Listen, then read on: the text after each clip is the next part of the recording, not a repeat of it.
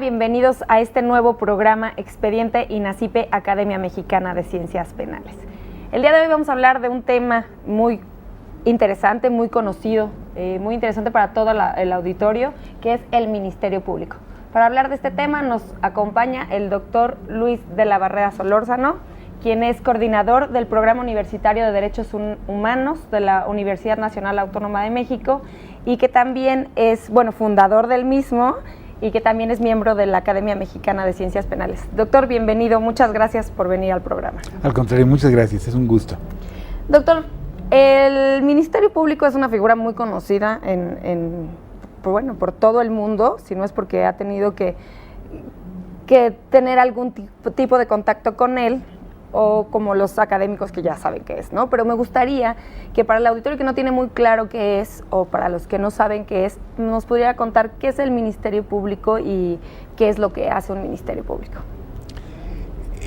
El Ministerio Público es una institución que cumple funciones muy importantes en diferentes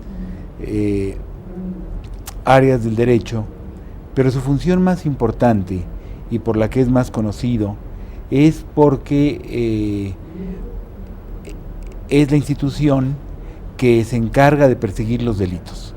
Perseguir los delitos es una función de la mayor importancia, porque por una parte, si el Ministerio Público logra una actuación eficaz, los delitos o un buen porcentaje de los delitos no quedarán impunes, y esto es muy importante para la convivencia civilizada, que los delitos sean castigados debidamente, pero por otra parte es muy importante también que esta función se realice con toda objetividad, con toda buena fe, porque si no se cae en una de las peores cosas que puede haber en la Procuración de Justicia, que es la fabricación de culpables o las acusaciones sin fundamento contra gente inocente.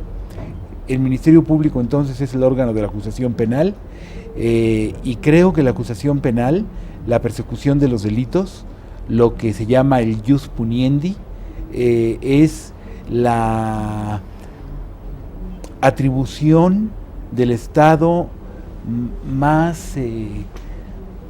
donde más se nota su poder, porque no hay nada que se compare a una facultad que puede derivar en que una persona pierda la libertad y pierda también el buen nombre, pierda el trabajo, pierda la pareja, pierda la relación familiar. Entonces el Ministerio Público es el órgano acusador. El Ministerio Público es el órgano acusador. En un sistema de justicia hay un órgano de la acusación, el Ministerio Público en México, que es el que recaba las pruebas, debe probar que hubo un delito y debe probar quién lo cometió, debe probar quiénes son los presuntos responsables, los responsables del delito. Hay un defensor que va a defender los intereses de los acusados, y hay un juez que es ante quien se va a llevar el proceso y es quien va a tomar la determinación de si el acusado es culpable o inocente. Viendo que como que el Ministerio Público se equipara con el abogado defensor, entonces el Ministerio Público debe de ser un abogado. El Ministerio Público necesariamente debe ser un abogado, aunque debe estar auxiliado por peritos en todas las materias, peritos en caligrafía, en criminalística, en balística, en medicina forense, en todas las materias que tienen que ver con la investigación del delito, y debe estar auxiliado por la policía de investigación, que antiguamente se llamó policía judicial, que es un nombre que no correspondía exactamente a las funciones de la policía, porque es una policía que actúa bajo las instrucciones y bajo el mando del Ministerio Público. ¿Y el Ministerio Público de quién depende? El Ministerio Público depende del Poder Ejecutivo, el Ministerio Público Federal del Presidente de la República, y los ministerios públicos locales de los gobernadores de los estados o del jefe de gobierno del Distrito Federal. ¿Sería, de las procuradurías o directamente de los ejecutivos? El Procurador General de Justicia es el jefe del Ministerio Público. El Ministerio Público cuenta con una serie de agentes, unos agentes a cargo de integrar la averiguación previa, otros a cargo de hacer la consignación, otros adscritos a los juzgados para presentar las pruebas ante el juez en un proceso, otros adscritos a las salas penales, es decir, a los tribunales de segunda instancia, y el jefe de todos los ministerios públicos, de todos los peritos adscritos a la Procuraduría y de la Policía de Investigación es el Procurador General de Justicia. Ok, entonces los tribunales que estaba mencionando, ahí es donde podemos encontrar a los ministerios públicos, o sea, los ministerios públicos están en estos lugares. Los ministerios públicos están en las agencias del Ministerio Público, ante ellos es ante quienes se presenta la denuncia por un delito, ellos integran la averiguación previa, es decir, todo el expediente en el que constan las pruebas para ejercer la acción penal. Van a estar también en las oficinas de las fiscalías revisando el expediente para ver si procede el ejercicio de la acción penal. Van a estar también adscritos a los juzgados y adscritos a las salas penales. ¿El Ministerio Público es entonces el que arma el expediente de investigación? El Ministerio Público arma el expediente de investigación y busca las pruebas para probar que hubo un delito y demostrar en un primer momento la presunta responsabilidad de un indiciado, presunta responsabilidad que le va a permitir solicitar la orden de aprehensión al juez y posteriormente, ya durante el proceso, tendrá que probar la plena responsabilidad del inculpado, con base en la cual el juez podrá dictar una sentencia condenatoria. Bueno, ya nos platicaba hace un momento que existen pues ministerios públicos locales y ministerios públicos federales. ¿Podría explicarnos un poquito cuál es la diferencia entre unos y otros? Hay un Ministerio Público Federal que se encarga de perseguir los delitos federales, como los delitos relacionados con el narcotráfico, la aportación de armas de uso exclusivo del ejército, los delitos de delincuencia organizada, y hay en cada entidad de la República los ministerios públicos locales que se encargan de perseguir los delitos del fuero común, que son los delitos que se cometen en un 95%, homicidio, violación, fraude, robo, etcétera. Pero cuando estos delitos, que en principio son del fuero común, se cometen dentro del contexto de delincuencia organizada, entonces pasan a ser de competencia del Ministerio Público Federal. Hay, para recapitular, hay un Ministerio Público del Fuero Federal, encabezado por el Procurador General de la República, y hay 32 ministerios públicos del fuero común, encabezados por los procuradores de justicia de cada una de las entidades del país. Entonces quiere decir que los ministerios públicos locales pues están al pendiente de los delitos o de las acusaciones de su territorio. Que ocurren en su entidad y que el código, que la legislación penal señala como delitos del fuero común. Un delito federal puede ocurrir en cualquier parte de la República. Ajá. Y ocurra donde ocurra, lo va a perseguir el Ministerio Público Federal.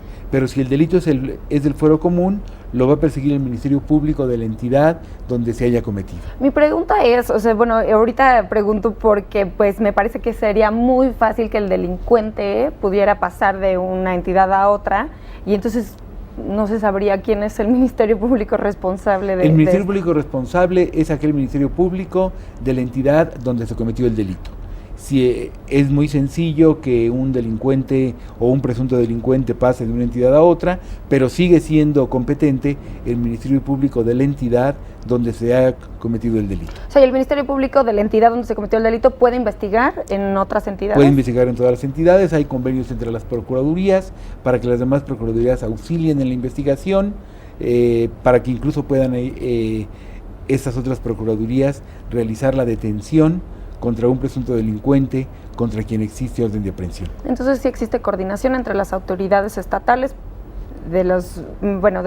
sobre los delitos locales. Por lo menos en este aspecto, sí.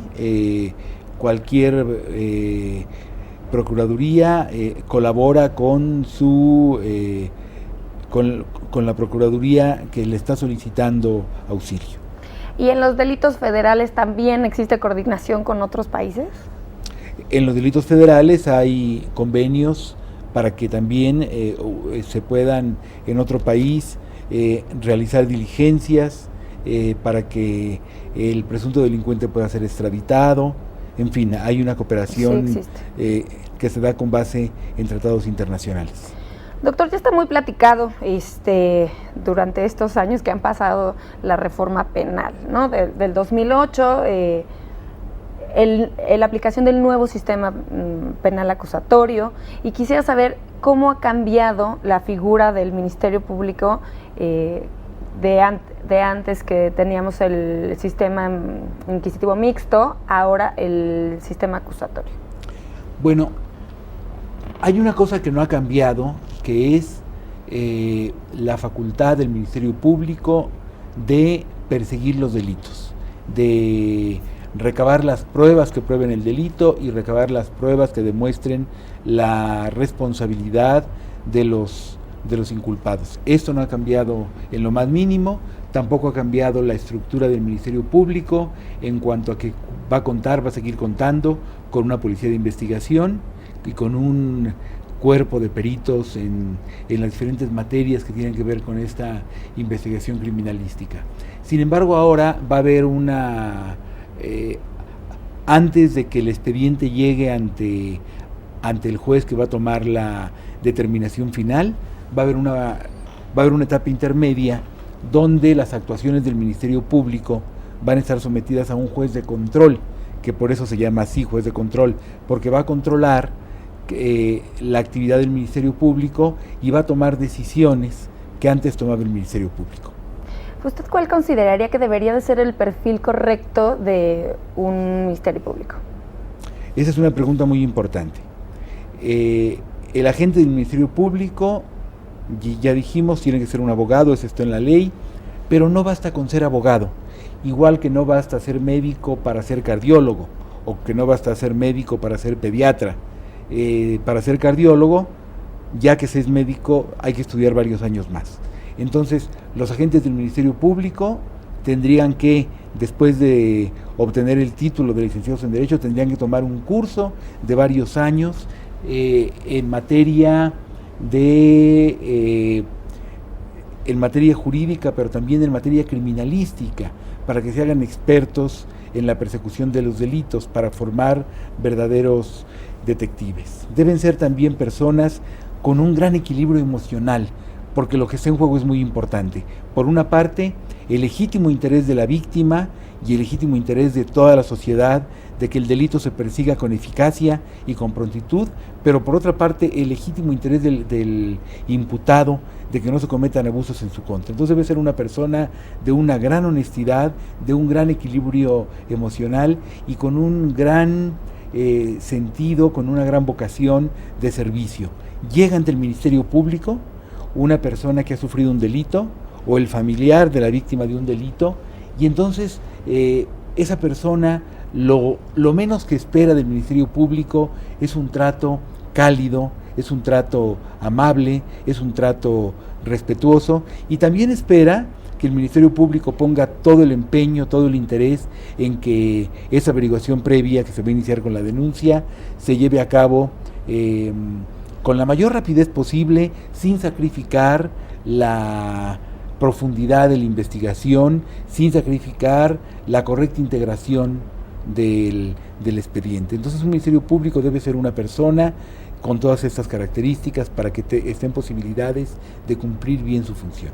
Doctor Luis de la Barrera, tenemos que hacer una pausa, pero continuamos con este tema tan interesante. Al auditorio, por favor no se despeguen, estamos en Expediente INACIPE, Academia Mexicana de Ciencias Penales.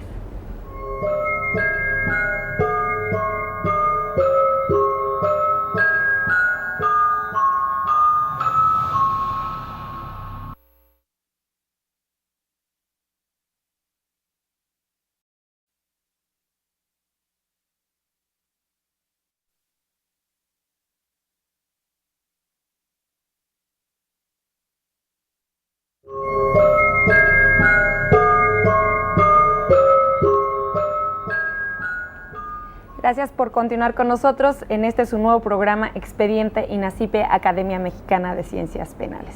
Les recuerdo que pueden estar en contacto con nosotros a través de los números de teléfono que aparecerán en sus pantallas y nuestro Twitter, que es @expediente_. Los invitamos a que nos den sus comentarios y sugerencias acerca del programa. El día de hoy estamos hablando del Ministerio Público con el doctor Luis de la Barrera Solórzano. Doctor, antes de irnos al corte, usted nos estaba hablando de cuál debería ser el perfil ideal de un agente del Ministerio Público. Ahora yo quisiera preguntarle a usted cuál es su percepción de cuál es la realidad, qué está pasando ahora en México, cómo funciona hoy el Ministerio Público. Lamentablemente la realidad está muy lejos del ideal que describí hace un momento. En los primeros siglos del cristianismo surgió una secta, la de los gnósticos, que decía que el mundo no había sido creado por Dios, sino por un demiurgo, un demonio malvado que entonces había creado el mundo mal. Y decían ellos, este fue el mensaje que trajo a la tierra Cristo. Yo cuando veo cómo funciona el Ministerio Público pienso que fue creado por un demiurgo para que funcionara mal. Es una institución que no actúa con la eficacia que sería deseable. Para comprender esto, vamos a compararnos con otros países. Vamos a compararnos con un país de Europa, España, y vamos a compararnos con un país de Asia, Japón. En España y en Japón, de cada 10 homicidios dolosos, es decir, intencionales, la policía pone a disposición del juez para el debido proceso a 9 presuntos responsables, 9 de cada 10 homicidios.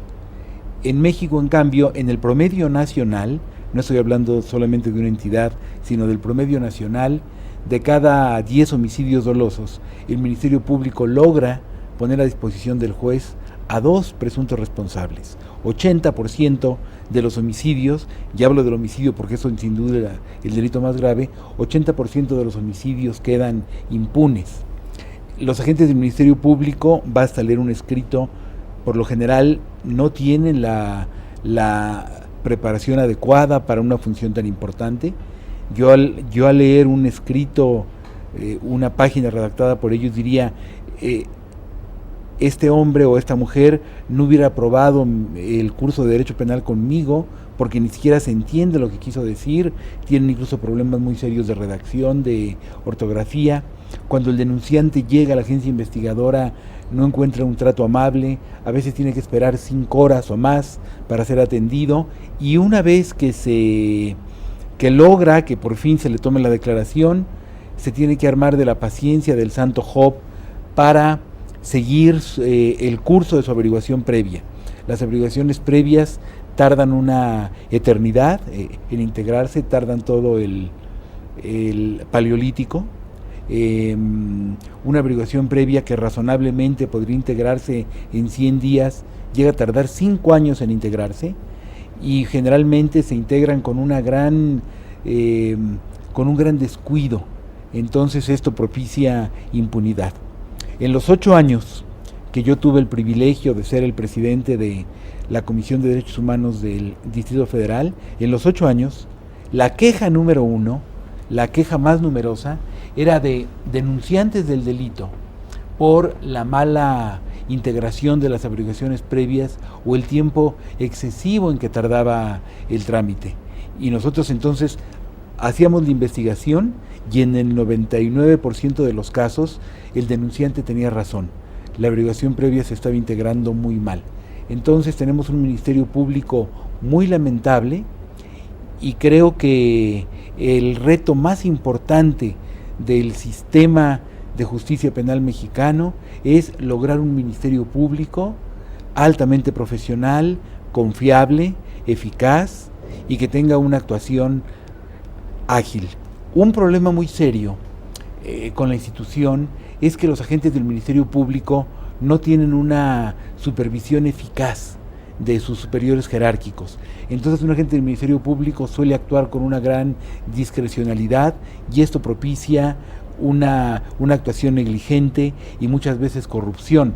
En la Comisión de Derechos Humanos del DF llegamos a conocer casos verdaderamente espeluznantes. Por ejemplo, el de un agente del Ministerio Público que le pedía dinero al denunciante para que la averiguación previa avanzara rápido, y le pedía dinero al indiciado para que la averiguación previa no avanzara.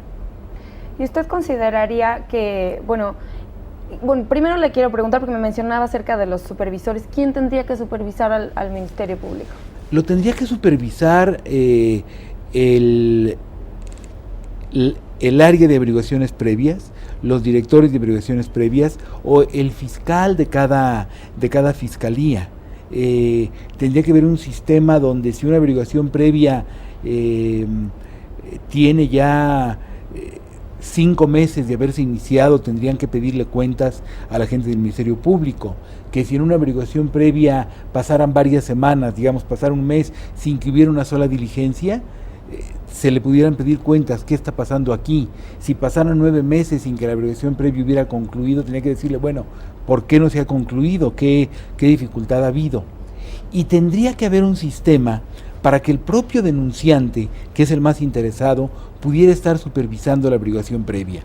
Podría haber un sistema en el cual las averiguaciones previas se pudieran seguir en línea, que el denunciante presentara en línea, aunque no tuviera él computadora, aunque no tuviera, que hubiera módulos en las agencias investigadoras con edecanes muy amables y muy simpáticas que le dijeran, así se presenta una denuncia en línea, y que él pudiera ir siguiendo día a día cómo va su averiguación previa, por supuesto, teniendo abiertas las oficinas, las puertas de los superiores jerárquicos de la gente a cargo de la investigación, para que él pudiera plantear abiertamente sus quejas. Entonces, esta falta de supervisión podríamos decir que es una de las causas de la realidad del Ministerio Público. Sí, en toda empresa, en toda institución, para que esto funcione bien, el jefe tiene que saber lo que está haciendo cada uno de sus subordinados, y si ve que algo está fallando o que algo está tardando demasiado, debe tener la posibilidad de preguntar qué está pasando aquí. Y en el Ministerio Público, aunque esto está obviamente en la ley, que el Ministerio Público debe ser supervisado, en la realidad no hay una supervisión eficaz.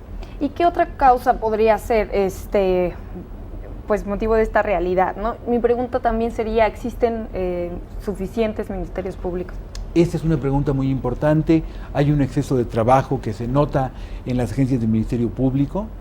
Si al terminar esta entrevista usted y yo fuéramos a una agencia del Ministerio Público simplemente a ver lo que ahí sucede, vamos a ver una montaña de papeles, vamos a ver un Ministerio Público agobiado. También esto es muy importante. Entonces sería imprescindible que se hiciera un estudio para ver cuántos expedientes razonablemente puede atender bien, con eficacia, un agente del Ministerio Público, para ver entonces con cuántos ministerios públicos debemos contar, según el tipo de delito, según la delegación de que se trate, según la ciudad de que se trate.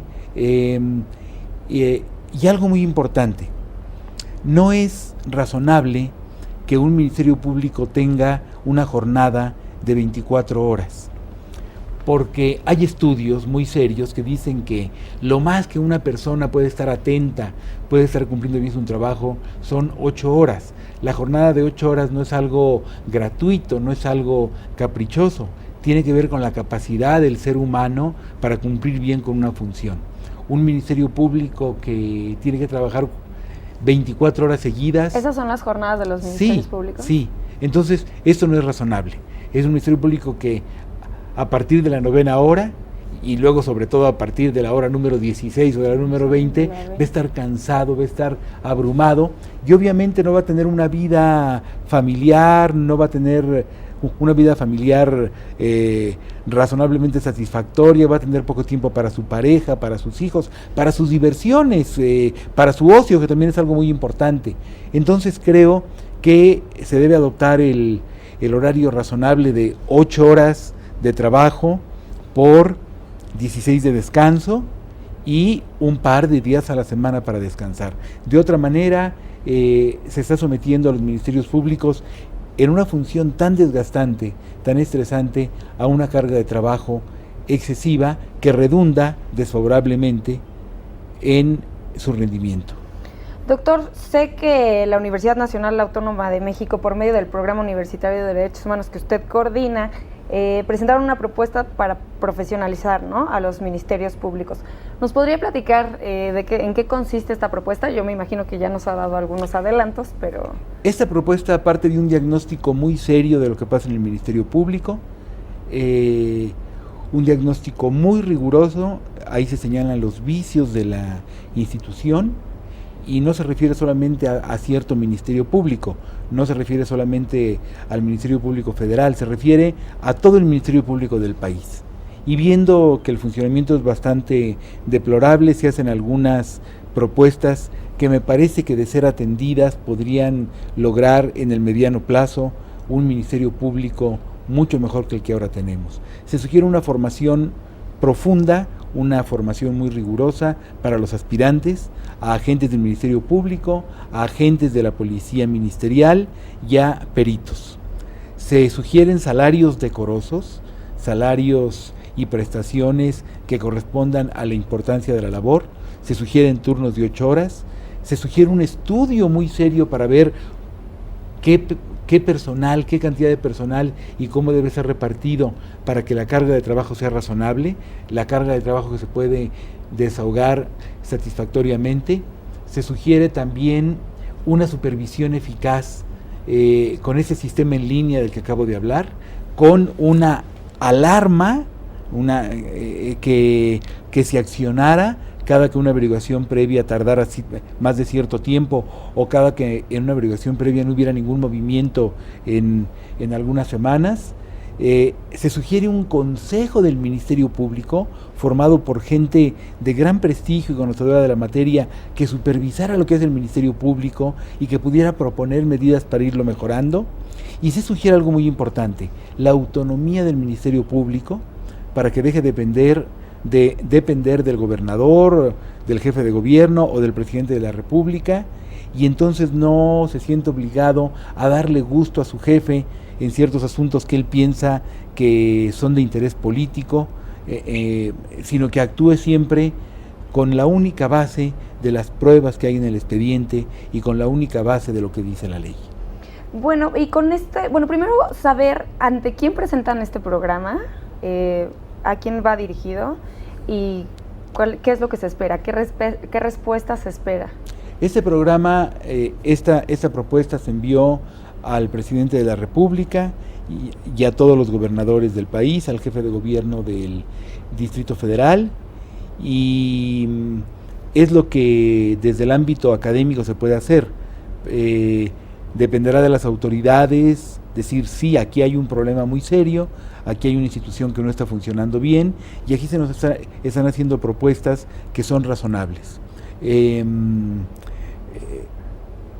Estamos haciendo propuestas viables, propuestas que pueden empezar a llevarse a cabo de inmediato y que nos parece que de asumirse podrían ir transformando el Ministerio Público. Son propuestas que que tendrían, por supuesto, un cierto costo, pero este costo estaría plenamente justificado con el resultado de un buen Ministerio Público, de un Ministerio Público que superara los vicios del actual. Yo pienso, cuando se dice, bueno, pero esta propuesta llevarla a cabo va a ser cara, pienso en aquel anuncio de un whisky que decía: sí, se ve caro, lo es, sí, pero es importantísimo que tengamos un Ministerio Público eficaz, confiable y altamente profesional. Entonces, ¿usted consideraría que a la par de que se está capacitando a los ministerios públicos para el pasar al sistema penal acusatorio, se podrían ir aplicando también los puntos del programa? Sí, creo que los agentes del Ministerio Público no solamente requieren que se les capacite para el sistema acusatorio, para el sistema oral acusatorio. Creo que requieren que se les capacite incluso en materias tan elementales como redacción elemental, como razonamiento jurídico, he leído escritos de los ministerios públicos verdaderamente asombrosos por la falta de capacidad para interpretar un texto jurídico, por ejemplo. Y la parte ética, ¿cómo poder enseñarles a los ministerios públicos este tema, ¿no? La parte de que es un problema muy serio. Creo que la formación de un agente del Ministerio Público, como en general la formación de todos los servidores públicos, debe poner mucho énfasis en los aspectos éticos, aunque finalmente va a estar el albedrío de una persona. Siempre quien quiera corromperse se va a corromper, pero ahí el proceso de selección va a ser muy importante. Un proceso de selección que por lo menos nos dé ciertos elementos para pensar que se está seleccionando a los mejores, a los que tienen vocación de servicio y que no van a ir al puesto para medrar. Y claro, va a ayudar también que se establezcan salarios y prestaciones laborales dignos para una función tan importante. ¿Usted consideraría que los los exámenes de control de confianza serían viables como para la selección de los ministerios públicos? Yo creo que los exámenes de control de confianza pueden ser necesarios, pero no suficientes. Creo que el proceso de selección debe ser algo mucho más estricto. Y creo que algunos elementos de los exámenes de control de confianza, como el polígrafo, son bastante dudosos. Hay un tema que quisiera preguntarle de lo que ya estábamos hablando.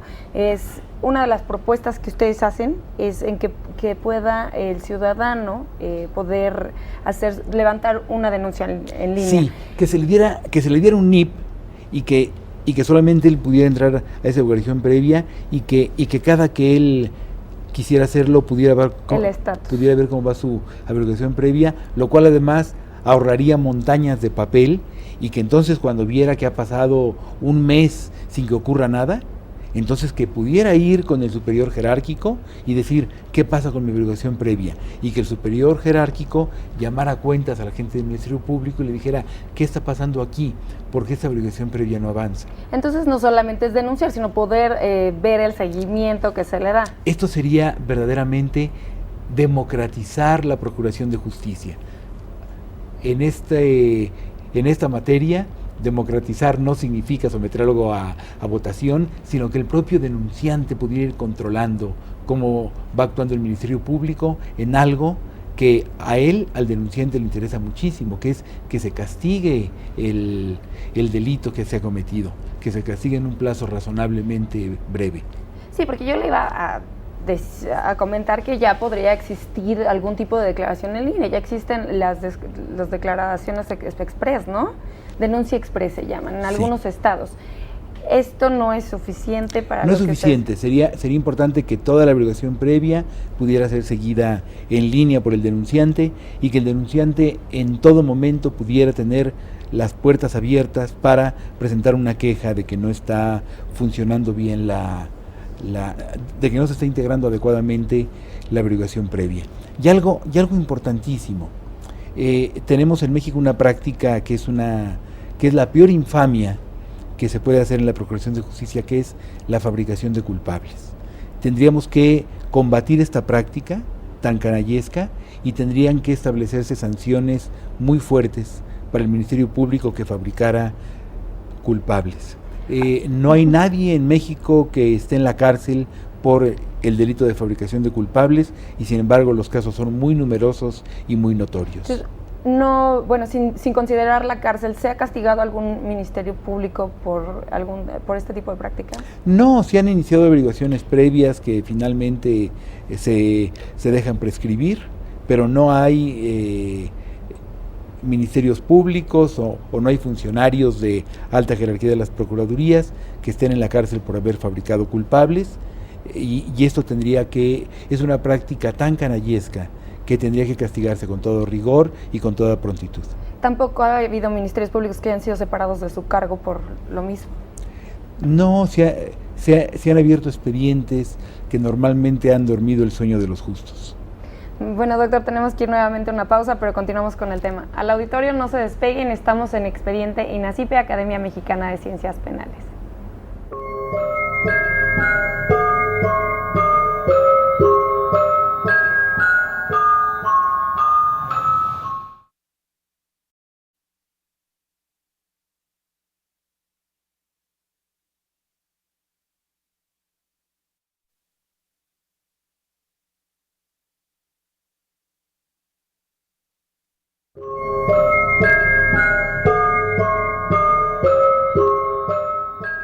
Gracias por continuar con nosotros en este nuevo programa Expediente INACIPE, Academia Mexicana de Ciencias Penales. Les recuerdo nuevamente que pueden estar en contacto con nosotros a través de los números de teléfono que aparecerán en sus pantallas y nuestro Twitter, que es @expediente_. Los invitamos a seguirnos y darnos sus comentarios y sugerencias acerca del programa. El día de hoy estamos hablando del Ministerio Público y nos acompaña el doctor Luis de la Barreda, quien nos está explicando y profundizando acerca del tema. Doctor, quisiera que nos contara acerca de la aplicación del sistema penal acusatorio, que ya habíamos tocado antes, pero quisiera saber cuáles usted considera que son los avances que se tienen hasta ahora en torno a la figura del Ministerio Público. ¿Cómo se ha ido avanzando en este cambio? Bueno, hay algo que es muy importante señalar con toda claridad. El nuevo sistema, el que instaura el Código Nacional de Procedimientos Penales de reciente publicación y que irá entrando en vigor gradualmente hasta quedar íntegramente en vigor en toda la República dentro de 2 años, en 2016. El nuevo sistema, parece un sistema que va a ser más ágil al terminar con el sistema de montañas de papel, donde el juez no estaba presente en las audiencias. El juez tendrá que estar presente en todo momento en las audiencias.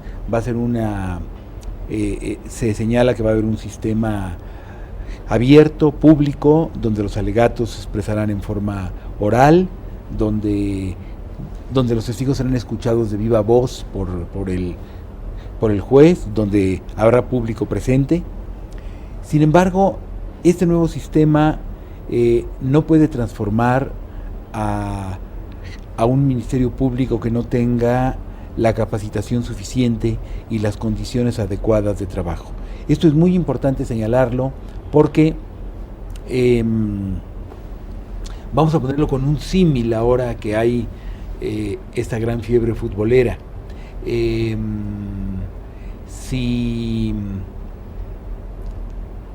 Si los Tecos de la Universidad Autónoma de Guadalajara jugaran en el Camp Nou del Barcelona, no por eso se volverían un gran equipo de fútbol. Si el Barcelona jugara en un campo de mal cuidado de un equipo de la tercera división mexicana, seguiría siendo el Barcelona. Entonces, el sistema es un sistema que en el papel suena muy bien, pero si los actores no se transforman profundamente, y sobre todo el Ministerio Público, seguiremos teniendo un sistema de justicia penal sumamente insatisfactorio. Pero sí ayuda en algunos puntos, ¿no? Por ejemplo, nos decía que hay averiguaciones previas que se hacían hasta en 5 años y ahora tendrá que ser pues más ágil, ¿no? La averiguación previa ha sido una etapa prácticamente sin control, y ahora en el nuevo código se señalan lapsos para la etapa de investigación, pero si no tenemos un Ministerio Público que sepa investigar los delitos, que sepa conducir a la policía de investigación en la investigación de los delitos, si no tenemos una policía de investigación que sepa hacer bien su trabajo, si no contamos peritos de altísima calidad profesional, entonces esta investigación no podrá tener el éxito que sería deseable. Doctor, estamos esperando que para el 2016 ya esté aplicándose de manera generalizada este nuevo sistema penal. Y quisiera saber si ya existen en la actualidad ministerios públicos trabajando pues de la manera del nuevo sistema. Sí, en algunas entidades ya está llevándose a cabo el el nuevo sistema de enjuiciamiento penal, y se nota también aquí que falta todavía mucho que aprender para llevarlo a cabo debidamente.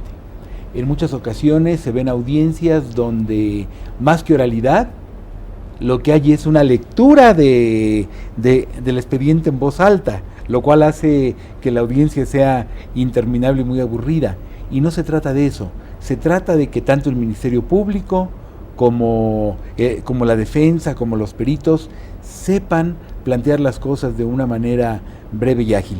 Hemos llegado al extremo en los juicios como hasta ahora se han llevado a cabo, de que una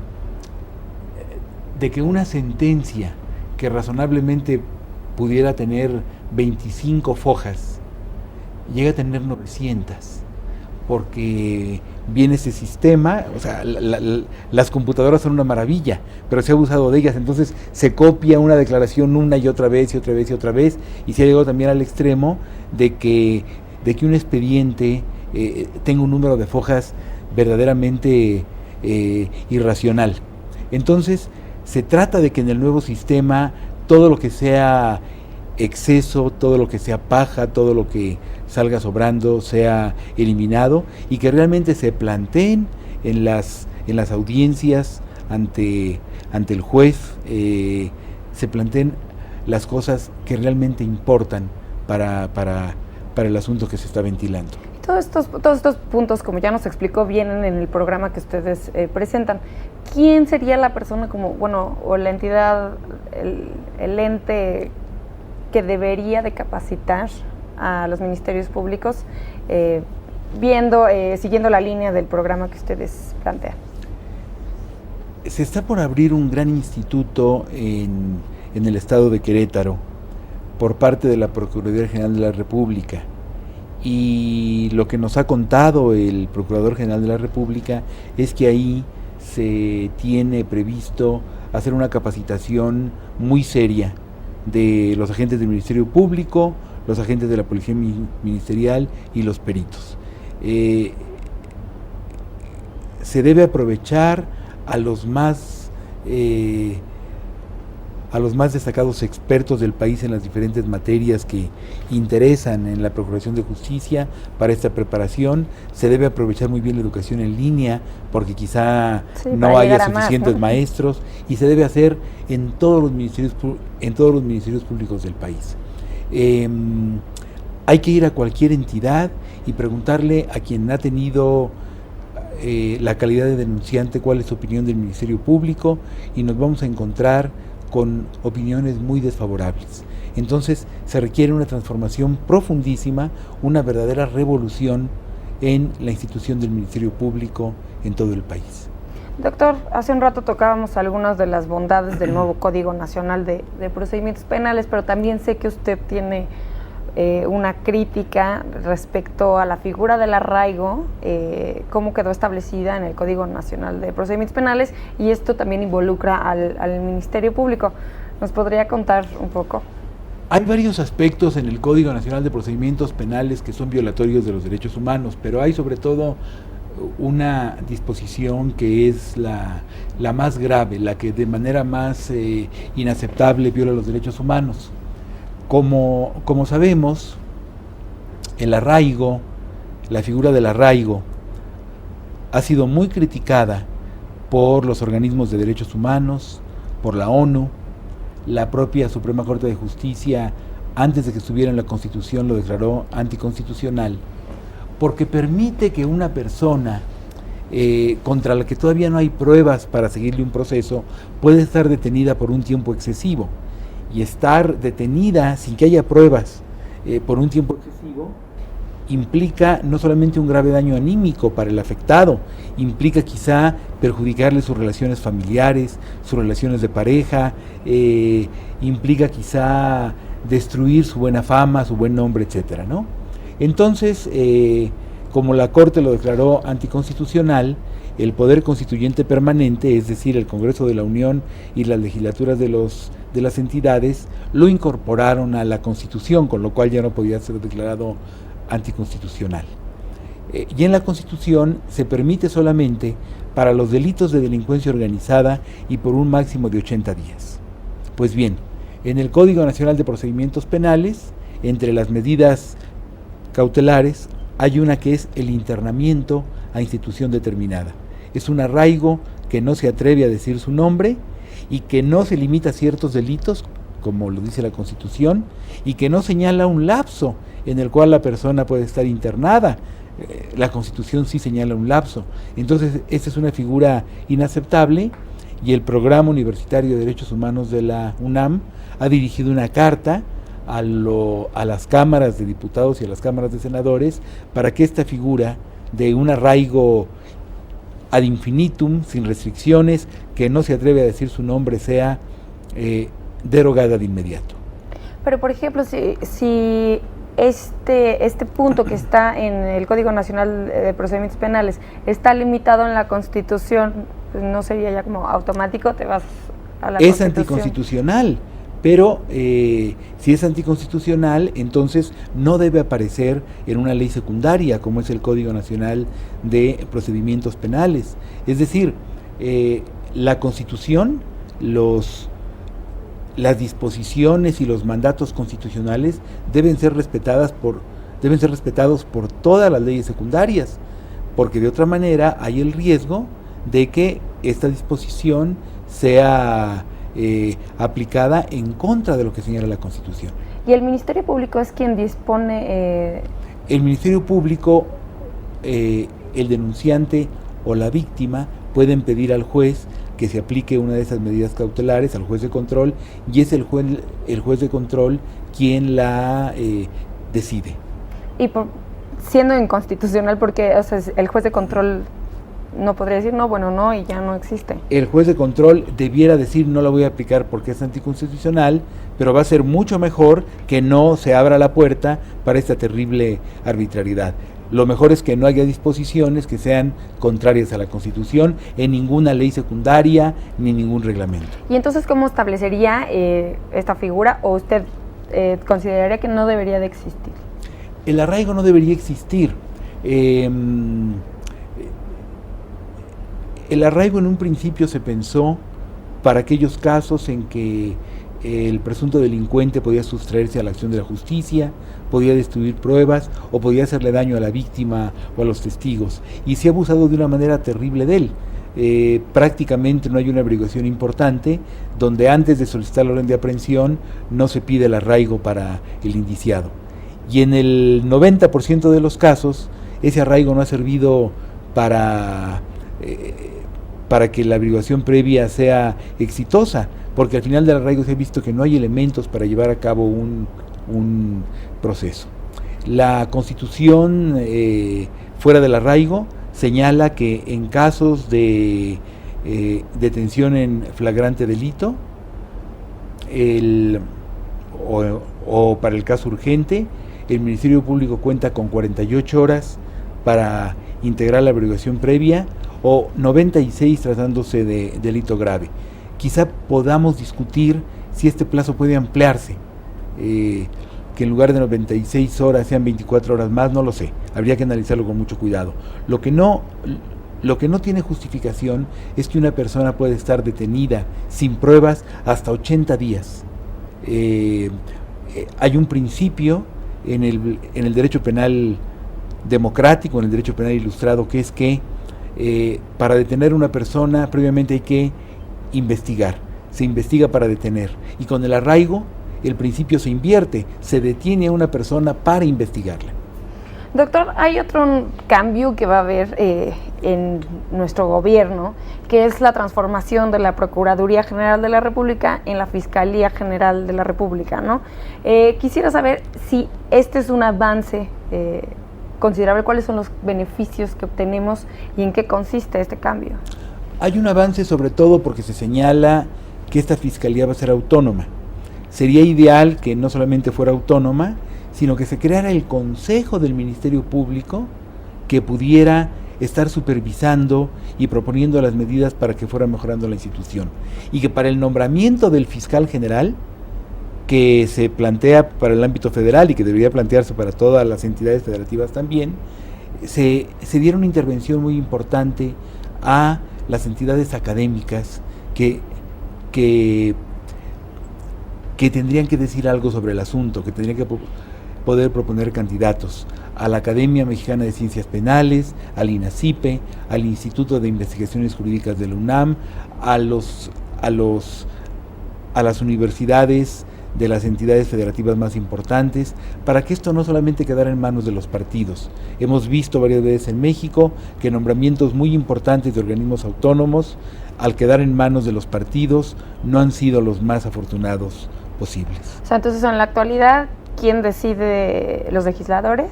¿Quién decide quién será el fiscal? En la actualidad lo decide el presidente con la aprobación del Senado, o los gobernadores a veces con la aprobación de su respectivo Congreso, pero se trataría de que decidieran los congresos, ¿de acuerdo?, pero con una intervención muy importante de los organismos especializados, las entidades académicas especializadas en la materia, que fueran realmente escuchadas, que no solamente pudieran opinar, sino que fueran escuchadas en un nombramiento tan delicado y tan importante.